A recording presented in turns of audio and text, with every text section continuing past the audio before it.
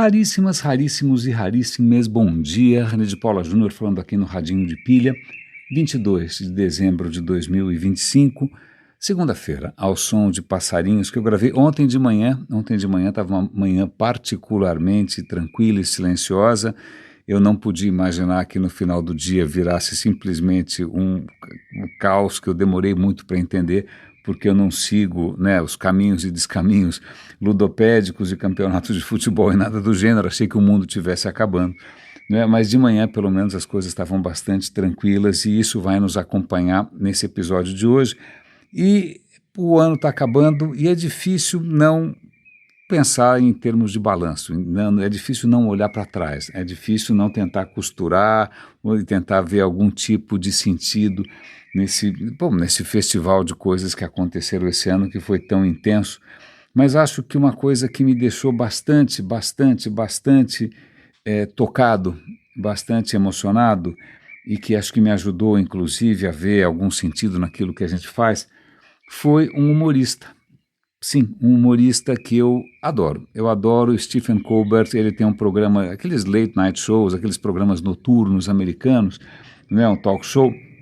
Eu acho ele divertidíssimo, elegantíssimo, ele é aquele lado da América que eu admiro, né, aquele lado de Nova York, eu acho que ele é de Chicago na verdade, mas tudo bem, né, aquele lado americano que eu sempre admirei, que agora obviamente está em vias de extinção, ainda mais porque o show dele está sendo cancelado, né, no ano que vem, né, mas ele tem não só um talento incrível, uma equipe fantástica, só tenho superlativos aqui para descrever, mas ele também tem uma humanidade que é surpreendente acho que foi ontem, ou hoje de manhã estava vendo de novo, inclusive, um vídeo que ele publicou de um prêmio que ele recebeu de uma ONG, né, de uma organização sem fins lucrativos, chamada Ripple for Hope.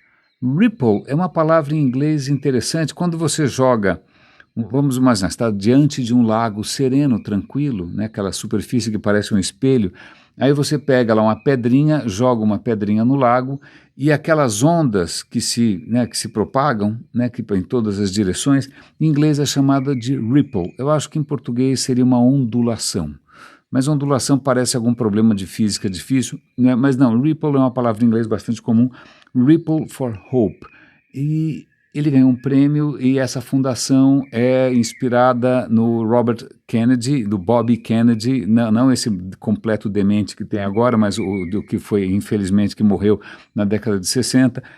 E essa expressão Ripple for Hope vem de um discurso que eu também não conhecia. Eu, inclusive, tenho quase certeza que esse discurso deve estar num livro que eu dei para o meu pai, que era uma coletânea de grandes discursos, discursos do Churchill, do Kennedy, agora do Bob Kennedy também, do Mandela, grandes discursos de grandes homens. Mas voltando aqui para o vídeo, ele está recebendo um prêmio, é um prêmio de direitos humanos, é um prêmio é uma ONG voltada para defesa dos direitos humanos. E o Stephen Colbert faz um discurso de aceitação genial, elegantíssimo, divertido, não é? E eu vou dar o link para vocês darem uma olhada. Ele até fala uma coisa que é bastante interessante, que infelizmente não está no meu hall de talentos, que eu não sou necessariamente engraçado, e ele fala, olha, o que eu faço todo santo dia, né, imagina, bombardeado pelas notícias mais enlouquecedoras, né, pelos sinais mais catastróficos, tal, o que eu faço ali é tentar divertir, tentar fazer as pessoas rirem, porque é impossível sentir medo quando você ri. O riso afasta o medo. Eu falei, uau, puxa, quem me dera ser um pouco mais engraçado. Mas aí eu fui pesquisar essa história de Ripples for Hope e eu acho que eu vou deixar isso para encerrar aqui esse episódio. No finalzinho eu vou ler para vocês. A história desse discurso do Bobby Kennedy é a seguinte, ele é década de 60, a África do Sul, o discurso é feito na África do Sul. A África do Sul está ali mergulhada no apartheid, que era aquele regime de discriminação explícita, horroroso, nefasto, podre, não é? Que infelizmente acho que persiste na cabeça de muitos brasileiros hoje, que descobriram uma maneira de disfarçar essa coisa medonha, se auto-intitulando de direita, não é? Ou abraçando, sei lá, bolsonarismo, seja o que for, mas o apartheid era era de fato, era lei, era como a sociedade funcionava, né? Vale lembrar que a África do Sul foi colonizada inicialmente por holandeses, depois foi conquistada por ingleses e depois se tornou uma nação independente, mas a minoria branca, eu não sabia, mas eles importaram muitos escravos, era uma sociedade escravocrata, não é? E aí essa minoria branca que fala uma língua chamada Afrikaner, que acho que é uma mistura de holandês com um monte de coisa, não é? Ela criou esse regime medonho e aí, acho que, não sei se tinha alguma eleição, alguma coisa assim, os detalhes me escapam, mas eu vou dar o link para vocês, como sempre, não é? E o partido de oposição falou, puxa, seria legal se a gente trouxesse algum convidado internacional para fazer um pronunciamento. Eles convidam o Bob Kennedy porque ele já era um cara bastante engajado em direitos humanos. Ele reluta um pouco, no fim ele acaba aceitando.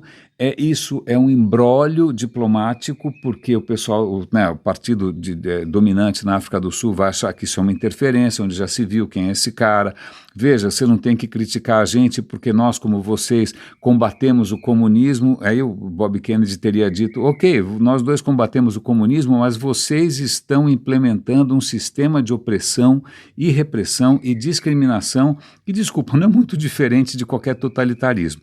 Então, não estamos no mesmo barco, por assim dizer, né? E aí ele, apesar de todas as repercussões negativas, todas, né, todo o imbróglio, ele vai para lá e ele faz o discurso, eu vou dar um link aqui para o discurso, eu comecei a ouvir, preciso ouvir até o final, mas eu separei a fala final, essa fala que é talvez mais importante, e vou deixar aqui para o final do radinho, talvez para eu mesmo me olhar no espelho, eu mesmo olhar para trás, olhar esse ano e tentar ver sob algum ponto de vista um pouco mais esperançoso aquilo que a gente tem feito aqui, na ponta da cauda longa, né, com a nossa audiência tão, como eu ia dizer, caseira, né?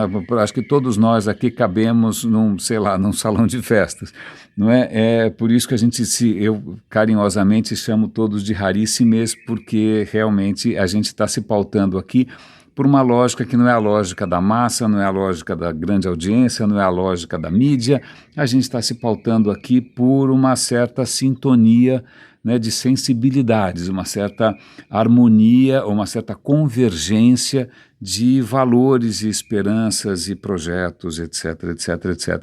Mas vamos avançar um pouco aqui, já que eu estou falando aqui de África e também de coisas internacionais. Tem uma notícia que é bastante desconcertante, mas que também tem uma ponta de ironia. Eu andei comentando com vocês superficialmente sobre a situação desesperadora do Irã. O Irã gerenciou estupidamente mal, né, os seus recursos hídricos, fez represa à torto e à direito, ignoraram tradições milenares, né? O Irã, imagina, uma civilização extraordinária, a civilização persa, a civilização iraniana é sensacional. E eles tinham inúmeras soluções que a gente podia chamar de vernaculares, podia chamar de autóctones, para usar palavras bonitas, né? Soluções locais, né? De sabedoria que foi desenvolvida nas comunidades ao longo de milhares de anos, para tentar lidar com as condições climáticas do Irã, que não são necessariamente fáceis. E uma delas, se eu não me engano, eu posso estar confundindo a palavra aqui, ainda mais que eu não falo farsi, acho que é kanat a palavra, eram maneiras de você coletar a água dos degelos de maneira sustentável e conseguir produzir agricultura, etc. e tal. Você tinha milhares dessas soluções pelo país, elas foram absolutamente deixadas de lado. Né, vale lembrar que, para completar a besteira toda, o Irã acabou se tornando uma teocracia e o resto é história, não é? E eles fizeram começaram para tentar correr atrás, né, do prejuízo, eles começaram a abusar sistematicamente, irresponsavelmente, das reservas subterrâneas. Então, o que acontece é que as reservas subterrâneas estão ou no fim, ou estão contaminadas, né, uma crise hídrica brutal. O governo está anunciando que eles vão mudar a capital de lugar. Eles vão mudar Teherã de lugar, sei lá quanto tempo Teherã está lá, não tenho a menor ideia, provavelmente muito tempo. simplesmente porque não dá para sustentar a população. Então veja a que ponto chegamos, e vale a pena, acho que, lembrar aqui também uma outra notícia ainda mais irônica e triste, claro.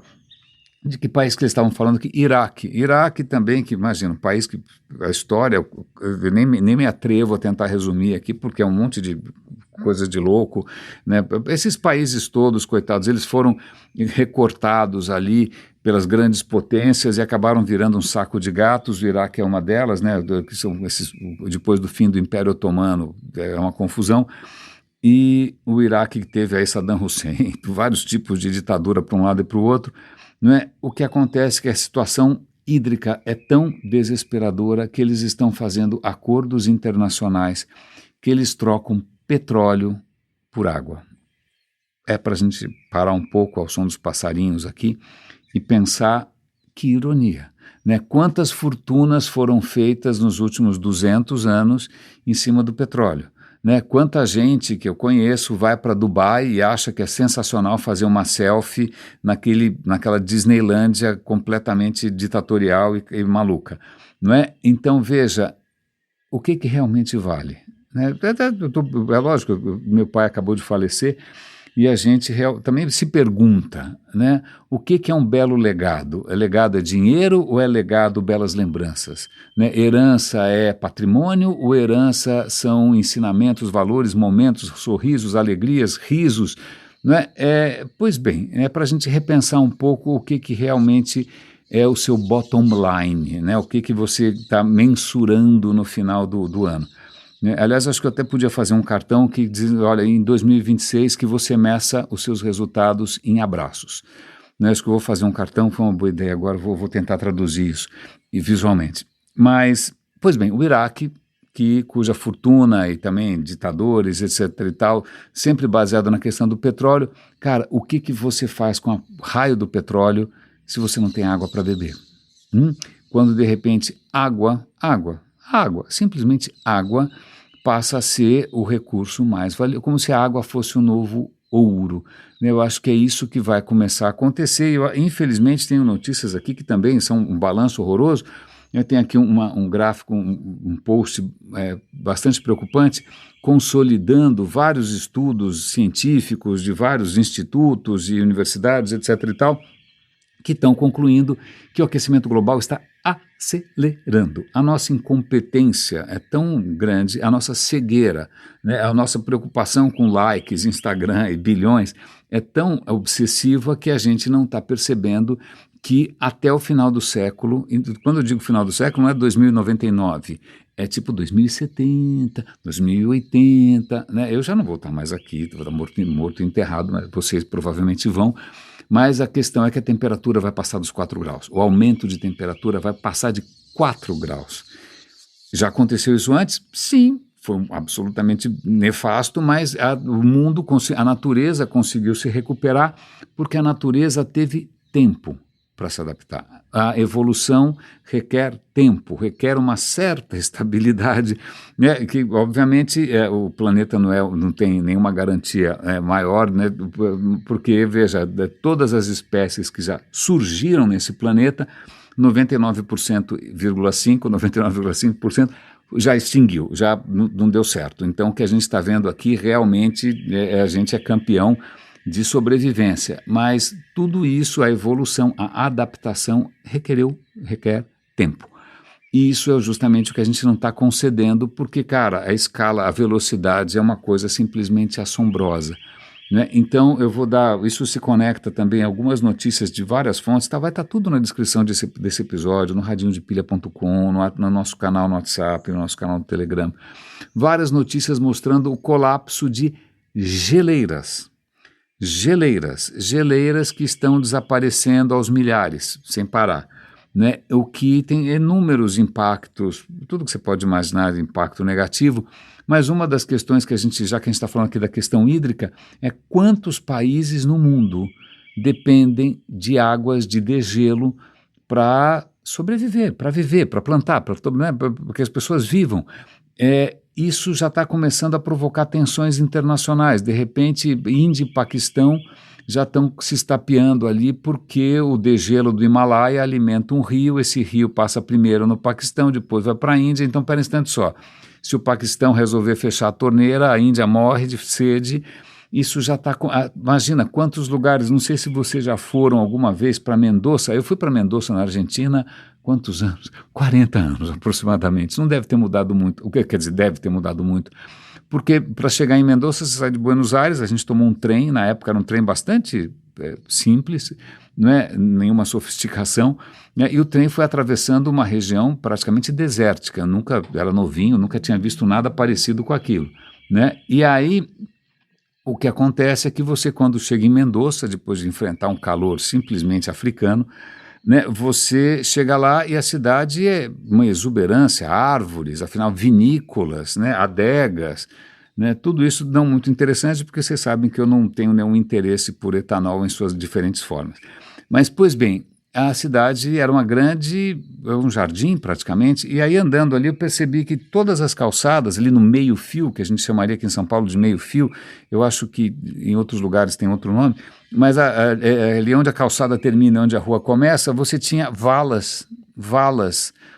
e essas valas, o que eram essas valas? As valas eram para que a água do degelo da Cordilheira dos Andes, Mendoza fica muito perto da cordilheira, fica no pé da cordilheira, né? Então a água do degelo, ela desce, ela entra nesses canais de irrigação e mantém umas árvores imensas que justamente provêm sombra e tornam a cidade habitável.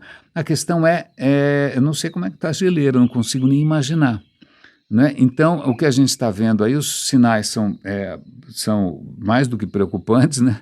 São ululantes, e eu não consigo ver muitas coisas tentando reverter essa história toda. Mas aí eu acho que esse vai ser um episódio um pouco mais curto que o normal.